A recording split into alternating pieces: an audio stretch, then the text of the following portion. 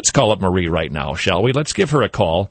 And see, this is the woman who runs the atheist organization. She runs, it's called Atheists for Human Rights is the name of her deal. And we had a conversation with her a while back. And basically, where we left off with her is she was told, well, after walking her through the law, she's going to have to deal with God. I wonder if it's had an impact. Hello? Marie? Uh-huh. Hello, it's your favorite radio personality, Todd at KKMS. You're on the radio. Don't swear, okay? Oh, well, okay. Are you excited to hear from me? Oh, absolutely. How come? You made my day. Oh, good. Uh-huh. So glad I saw you on TV again. Okay. Everything okay? You're healthy and happy? You're gonna see us on our website. We're going to start running our videos on our website, www.atheistforhumanrights.org. You mean the stuff that we see on TV? Yeah. Oh, that's nice. Yeah. Okay, good. Well, Hey, edited for a website, so. are you trying to convert people to atheism? Would you rather that I lost my faith? Well, I think you'd be better off for it, but, if people just understood where we're coming from and kind of cut us a little slack and decided that we're fit to be citizens and patriots and... Well, who's kicking you out? Who hates you? Well, the elder George Bush said in 1987, it was in August at a campaign stop at O'Hare Airport, that he said that he didn't have much use for atheists. He says, atheists should not be considered citizens or patriots. This is one nation under God. Well, I don't know about that, but he's not the president anymore. I mean, really, okay, so there's one little Ronald quote. Reagan followed up with a similar statement, and we get this all the time. Yeah. Yeah. So you think everybody hates you and that we don't want you to live in this country? No, most people think that we should just keep our mouth shut and stay in the background and not say anything. And then we're okay if we're invisible. Well, and then we get visible and they say, how dare you be on TV? How dare you speak up? Ooh. Okay.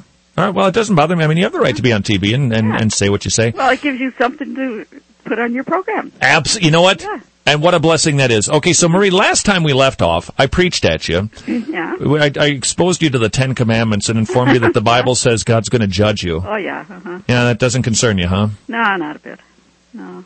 You know what? No. Those commandments are a little bit odd. They support slavery and women's property, and they don't. There isn't a verse in the Bible that supports slavery. And, you have to have one God. Yeah, I think it's just. What Bible verse supports slavery? Which one of the Ten Commandments supports slavery, Marie? Oh, in the Ten Commandments about your property, your manservant, maidservant, it supports. These were slaves. It just says that you shouldn't covet them. It's not an endorsement of the practice. The whole Bible supports slavery, and it just assumes that women are property. I think Christianity was the most radical feminism of all time. You look at history, and you see that that's actually the way it was. So the Bible was actually reporting the way it was, and the Bible was supporting Marie, it. don't you know? Don't you know that the Bible teaches that there's no difference between men and women? You know that much, right? Uh-huh. So, I mean, the attitude toward women. The Catholic bishops in the 325 at the Council of Macon, there were about 32 bishops and archbishops and whatnot.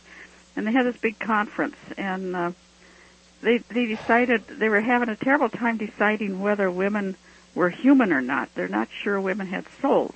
You know what? But that's not what the Bible teaches. That's not what the Bible teaches. Forget what churches did. Look at the Bible. They decided by, I think, 32-1 that women, were at least not part of the animal kingdom. So they thought, we might be sort of human. Marie, what are you so angry at? No, I just thought I'd let you know about that. I know, but that's not even close to what the Bible teaches. But you're so adamant. You've dedicated your life to fighting against Jesus Christ. Why?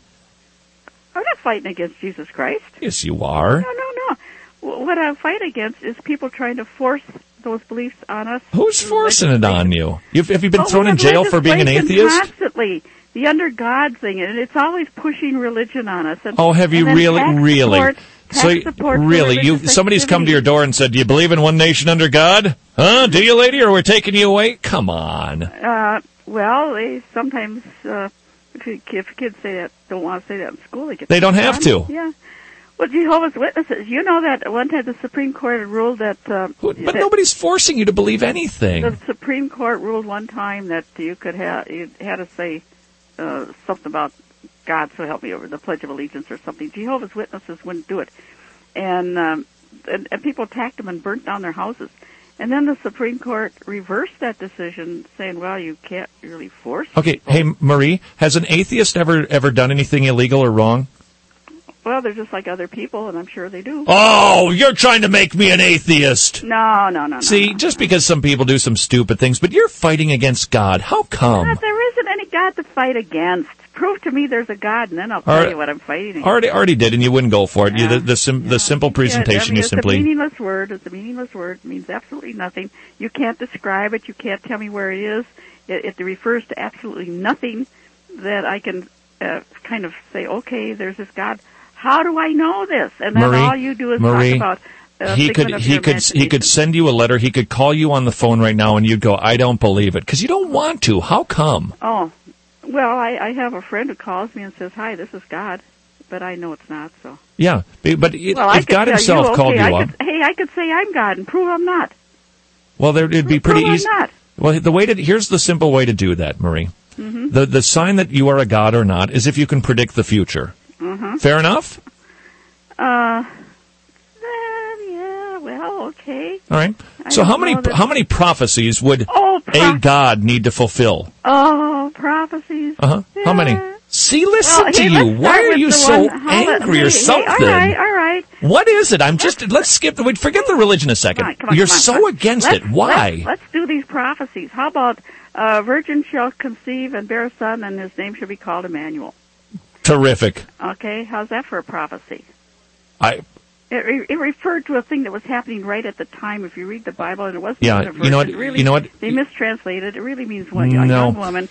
And then when they write the New Testament. See, hold on. Let me respond to that. Your understanding of Bible prophecy, it's called a near far prophecy, and you're talking about Isaiah, and I believe it's chapter 7. Yeah. And that prophecy was immediately fulfilled, but there's also a far-reaching prophecy that was also fulfilled. And if you also look at the Greek and Hebrew, it exposes the way that it was very, very clearly written that near prophecy didn't mean a virgin who hadn't had sex, but a young girl, whereas the Matthew 1 version that you're talking about is specifically a virgin. I know, they mistranslated it. They meant one, but they use that in the New Testament. No, the Bible is so precise because they knew that you would kind of pick at things like that, Marie, someday. You're banking on that? When they wrote the New Testament, they sat down with the Hebrew Bible and scrounged up everything they could think of that they could relate, and so then they made up a story and said, now this has happened, so it was fulfilled, and it never did happen. So cynical. There wasn't any virgin that conceived and bore anybody.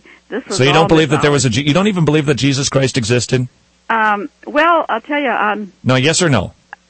It depends on what day it is. See, yes or no? Mondays, Wednesdays, and Fridays. I think he probably was a historical figure.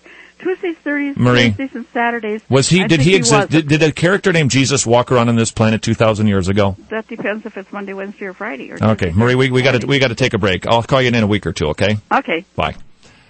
Okay, I'm going to need to rethink this. That is so unreasonable. I mean, that is so unreasonable. See, this is why.